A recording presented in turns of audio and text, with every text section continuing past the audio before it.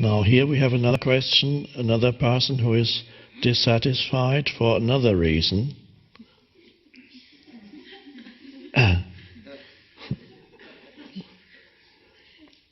I'm on a path of awakening, but my deep loneliness at not having a life partner is an obstacle to my spiritual development. I get deeply depressed, though I do my best to stay present in the now instead of dwelling on my longing. What advice could you offer?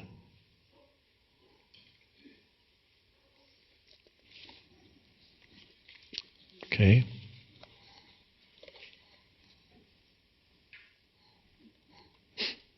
Well, I won't say internet dating.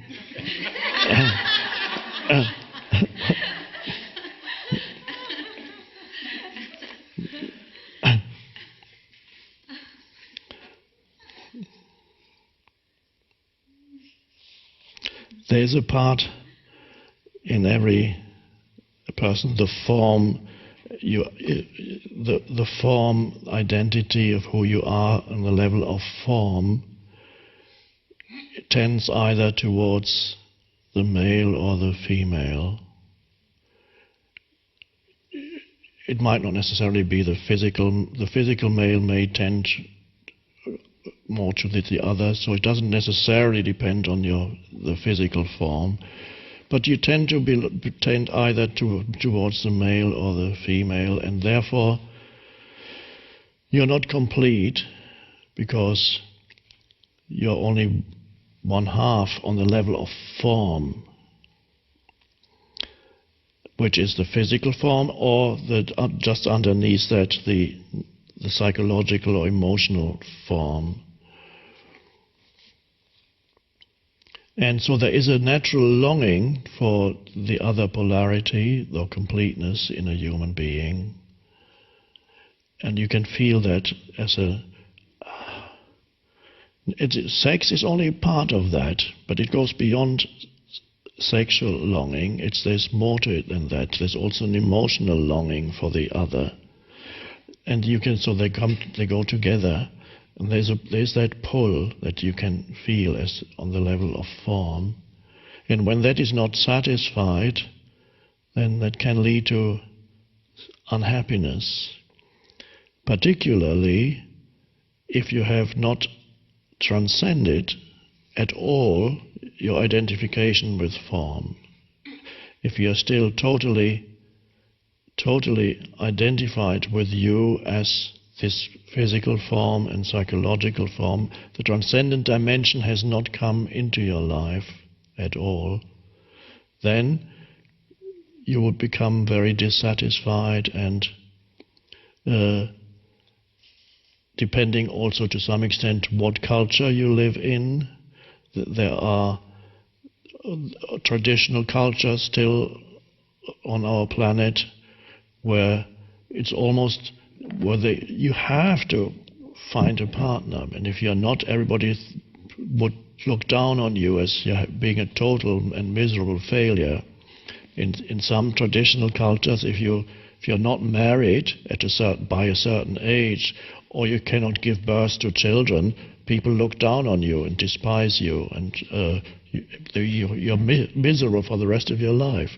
You have not fulfilled your form identity. And also in some traditional cultures, the sense of self is very strongly bound up with whether you're a man or a woman.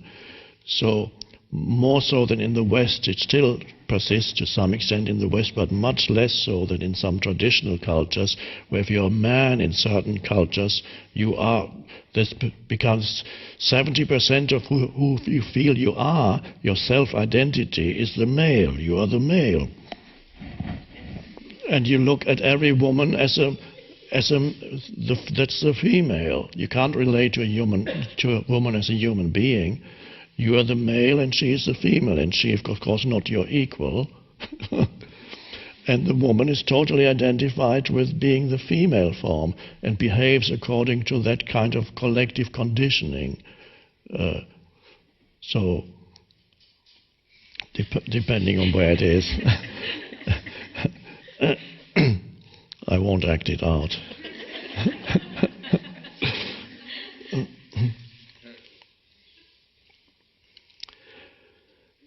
But here in the West, it's a little easier to step out of those collective expectations. It is more acceptable in the West to say, my choice is not to get married. And you can even say, my choice is not to have children. And people say, okay. So there's a bit more freedom there. And yet the longing for the other on the form level is still there, emotional, sexual.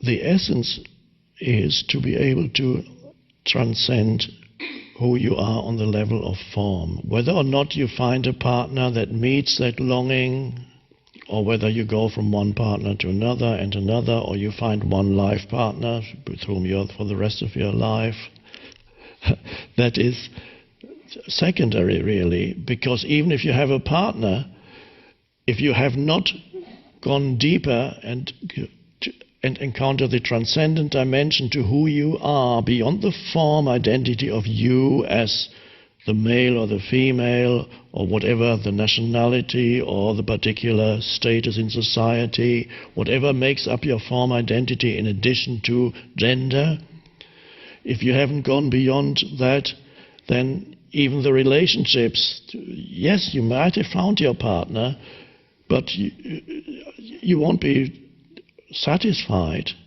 in the relationship in the absence of the transcendent dimension, the spiritual dimension. You may come to some kind of compromise and living together, somehow managing to stay together, but you have a longing to get out. So the people who are outside the relationships have a longing to get in, or marriage, and those who are in have a longing to get out. So the young girl or man, late teens, early 20s, they want to get into the cage, and those who are in the cage want to get out of the cage.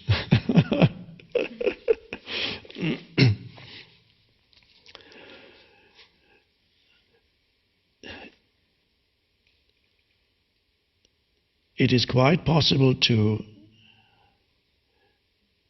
notice the sense of, if in the absence of a partner, it is quite possible to notice a certain sense of lack on the level of form, and yet have a lot of spaciousness around that sense of lack. Yes, I can feel that there is a longing, but the longing does not consume you. The longing has not taken possession of you and making you into an unhappy person, a totally unfulfilled and bitter person, perhaps. No, the longing is there, but the longing that arises from your particular form of you exists within a spaciousness, because that is the transcendent dimension. And who you are is not the unfulfilled longing. Who you are is the presence or the stillness around it. That is the shift. So the longing may persist, but you can live with it. However, if you are no longer trapped in the longing, it's also quite possible that a change will come into your life. Particularly if the intense neediness goes, I need somebody. And then everybody you meet can feel the neediness. When you've given somebody your phone number, you've just met, and then you're waiting for them to call. And they're less likely to call when the neediness is there. they're more likely to call when a certain spaciousness is there. I'd love you to call, I'd love this person to call me, but he may or she may or may not. And there's again a spaciousness around it. So, of course you can take action towards meeting somebody. I don't know whether the questioner has taken any action and actually gone to places perhaps where one meets people. I'm not necessarily nightclubs. We might not meet the most conscious people in bars. But there are other places one can go to where you meet people, and even the internet. Why not? This is the way many people meet that way. But even there, if you haven't gone beyond the absolute neediness of needing somebody, then it's less likely to work out for you. But if you have that sense of some inner spaciousness around the longing, then the way in which you approach others changes without that absolute, that pull. So that's my suggestion then, is see if you can, on the outer level, see how and where you could meet people and explore. Perhaps you will find somebody here or there. To realize that the transcendence is the most vital thing does not exclude the possibility of taking action on an outer level. Of course, that is always secondary, but why not? And maybe you find a good website where you meet conscious, is there such a thing, conscious dating? If there isn't, maybe it's a business idea.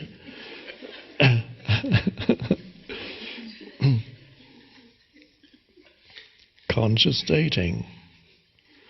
Of course, the difficulty is a person who thinks of themselves as conscious may be deluded.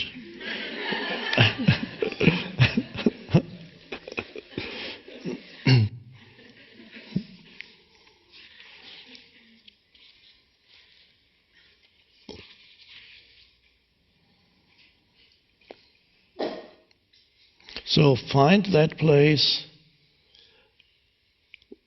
where the polarities actually are not there anymore, in the being, the I amness that's deeper than the form.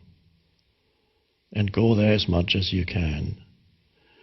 It may not totally free you of the longing, but that's okay. The longing will just become a thing that's no longer overwhelming. And then take action and see what happens.